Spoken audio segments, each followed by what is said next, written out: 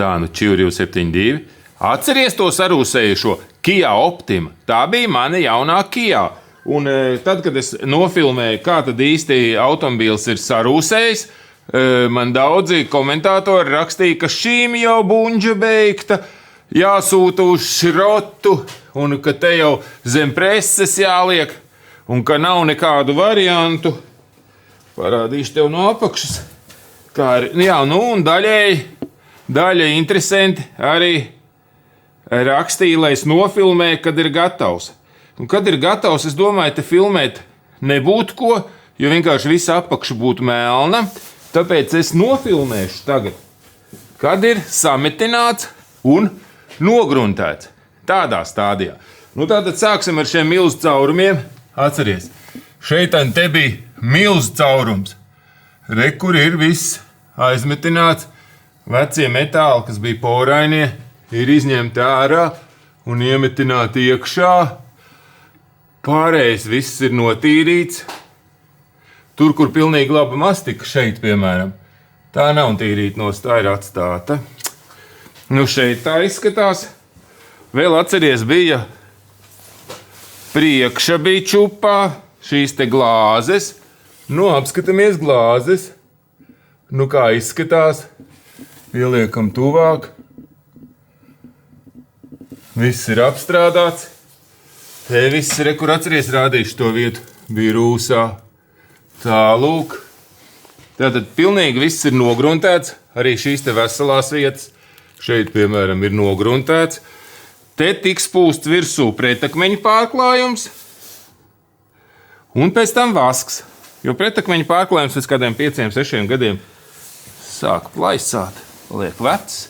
Nu, lūk, šeit var aplūkot tātad metāla gabals, kur ir izgriezt ārā. Cik bija caurumi, varam saskaitīt. 1, 2, 3, 4, 5, 6, 7. Tātad bija 7 caurumi. Nu, es te varu redzēt, piemēram, šāds te it kā caurums nav, ja? Bet metāls ļoti porains.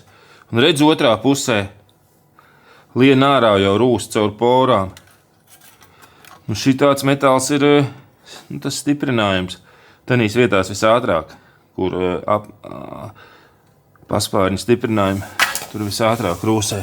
Un, protams, bija arī šādi, kur jau ir caurums otrā pusē. Nu, tādi metināšanas darbi veicās diezgan vienkāršā veidā. Un, lūk, šādi izskatās apakša pirms pretrūsas apstrādes. Nē, nu šī jau ir daļa no pretrūsas apstrādes. Pirmā stadija ir notīrīt, otrā ir sametināt un pēc tam nogruntēt. Lūk, šie stiprinājumi. Jaunie, ja?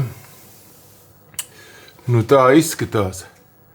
Un, nu, šeit tiks viss tagad apstrādāts ar pretakmeņa pārklājumu, ar vasku. Un es domāju, vēl pēc 10 gadiem šī mašīna izskatīsies tikpat labi, kā tūliņ pēc apstrādes.